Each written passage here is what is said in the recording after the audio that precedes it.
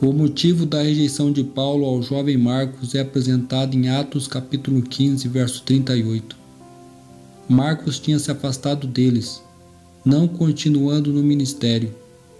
A atitude de Paulo foi compreensível, embora contundente.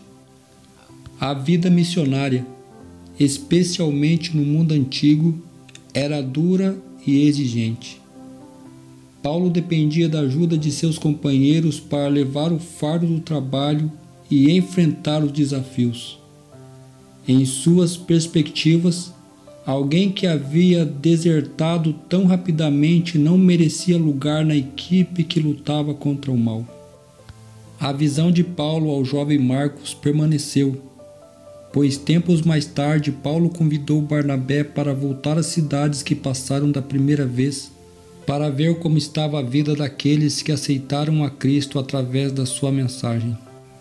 Barnabé estava pronto a ir com Paulo, mas desejava que levassem Marcos, o qual havia decidido novamente se dedicar ao ministério.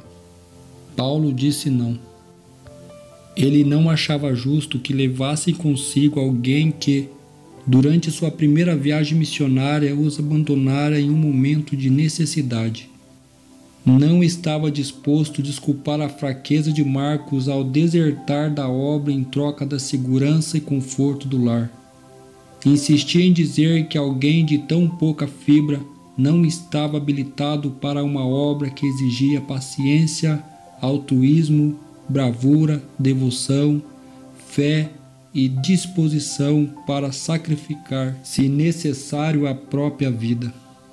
O desentendimento foi tão grande que Paulo e Barnabé se separaram. Barnabé seguiu suas convicções e levou Marcos consigo.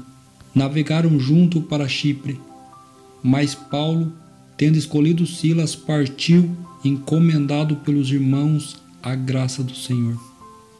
Desde os primeiros anos de sua profissão de fé, a experiência cristã de Marcos tinha se intensificado.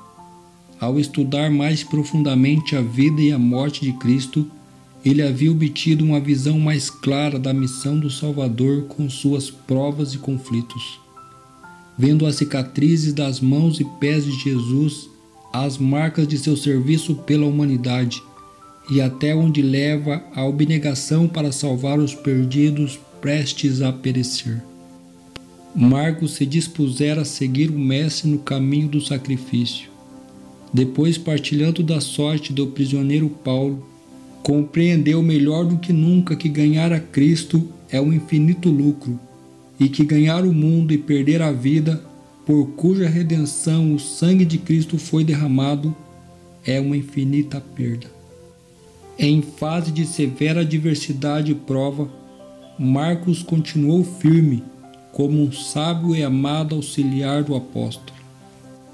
Quando Deus abre o caminho para a realização de certa obra e dá garantia de sucesso, o instrumento escolhido deve fazer tudo o que tiver em seu poder para alcançar os resultados prometidos. O sucesso será proporcional ao entusiasmo e perseverança com que o trabalho foi levado adiante. Deus pode realizar milagres em favor de seu povo unicamente quando esse desempenha sua parte com incansável energia. Ele requer para sua obra homens de devoção, de coragem moral, com intenso amor pelas almas e zelo que nunca enfraquece. Esses obreiros não acharão nenhuma tarefa árdua demais, nenhuma perspectiva sem esperança.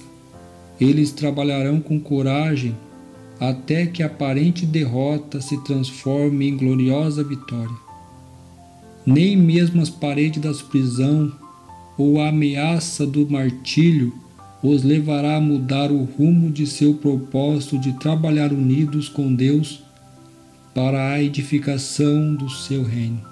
Foi extremamente visível a profunda transformação daquele jovem, tanto que Paulo indicou o valor que Marcos tinha para ele e para o ministério.